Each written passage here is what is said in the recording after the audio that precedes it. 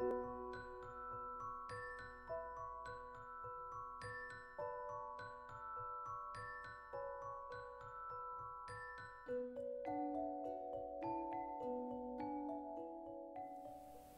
voici de nouveau à la pierre de la fenêtre, continue Rouletabille.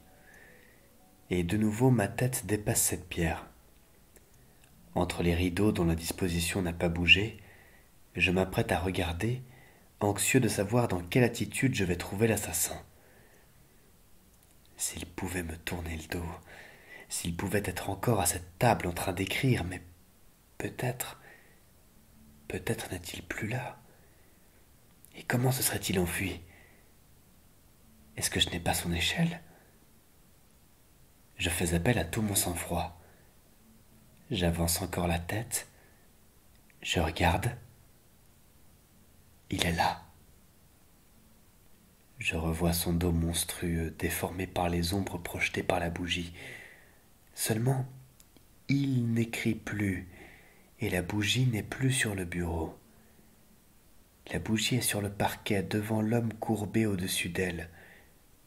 Position bizarre, mais qui me sert. Je retrouve ma respiration. Je monte encore.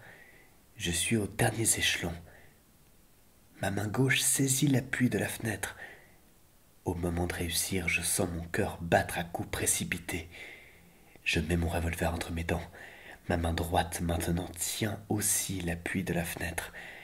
Un mouvement nécessairement un peu brusque, un rétablissement sur les poignets et je vais être sur la fenêtre, pourvu que l'échelle... C'est ce qui arrive. Je suis dans la nécessité de prendre un point d'appui un peu plus fort sur l'échelle et mon pied n'a point plutôt quitté celle-ci que je sens qu'elle bascule. Elle racle le mur et s'abat. Mais déjà mes genoux touchent la pierre. Avec une rapidité que je crois sans égale, je me dresse debout sur la pierre, mais plus rapide que moi a été l'assassin. Il a entendu le raclement de l'échelle contre le mur et j'ai vu tout à coup le dos monstrueux se soulever, l'homme se dresser, se retourner. J'ai vu sa tête. Ai-je bien vu sa tête? La bougie était sur le parquet et n'éclairait suffisamment que ses jambes. À partir de la hauteur de la table, il n'y avait guère dans la lumière que des ombres, que de la nuit. J'ai vu une tête chevelue, barbue, des yeux de fou, une face pâle qu'encadraient deux larges favoris. La couleur, autant que je pouvais dans cette seconde obscure distinguer, la couleur en était rousse, à ce qu'il m'est apparu, à ce que j'ai pensé. Je ne connaissais point cette figure. Ce fut en somme la sensation principale que je reçus de cette image entrevue dans des ténèbres vacillantes. Je ne connaissais pas cette figure, ou tout du moins, je ne la reconnaissais pas. Ah, maintenant, il fallait faire vite. Il fallait être le vent, la tempête, la foudre, mais hélas, il y avait des mouvements nécessaires. Pendant que je faisais les mouvements nécessaires de rétablissement sur les poignets, du genou sur la pierre, de mes pieds sur la pierre, l'homme qui m'avait aperçu à la fenêtre avait bondi, s'était précipité comme je l'avais prévu sur la porte de l'antichambre, avait eu le temps de l'ouvrir et fuyait. Mais déjà j'étais derrière lui, revolver au poing. Je hurlai « À moi !» Comme une flèche, j'avais traversé la chambre, et cependant j'avais pu voir qu'il y avait une lettre sur la table. Je rattrapai presque l'homme dans l'antichambre, car le temps qu'il lui avait fallu pour ouvrir la porte lui avait au moins pris une seconde. Je le touchai presque. Il me colla sur le nez la porte qui donne de l'antichambre sur la galerie. Mais j'avais des ailes. Je fus dans la galerie à 3 mètres de lui.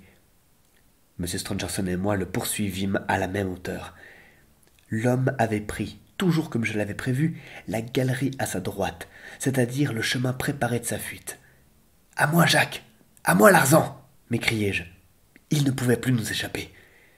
Je poussai une clameur de joie, de victoire sauvage.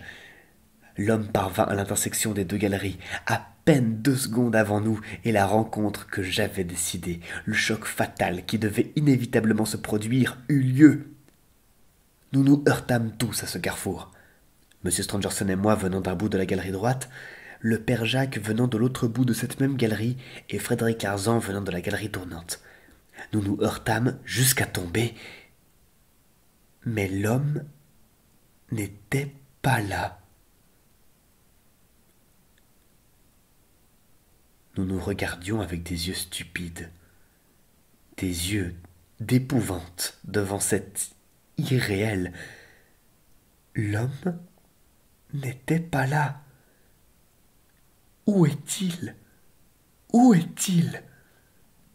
Où est-il? Tout notre être demandait: où est-il? Ah, il est impossible qu'il se soit enfui, m'écriai-je dans une colère plus grande que mon épouvante. Je le touchais, s'exclama Frédéric Larsan. Il était là.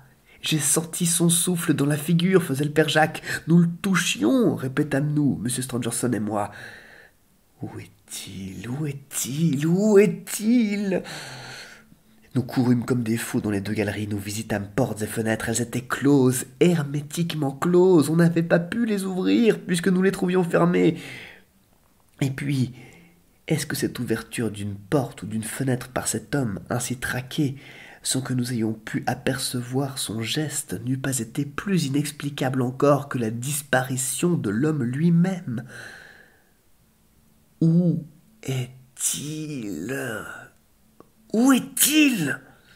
Il n'a pas pu passer par une porte, ni par une fenêtre, ni par rien. Il n'a pu passer à travers nos corps. J'avoue que dans le moment je fus anéanti, car enfin il faisait clair dans la galerie, et dans cette galerie il n'y avait ni trappe, ni porte secrète dans les murs, ni rien où l'on pût se cacher. Nous remuâmes les fauteuils et soulevâmes les tableaux, rien, rien.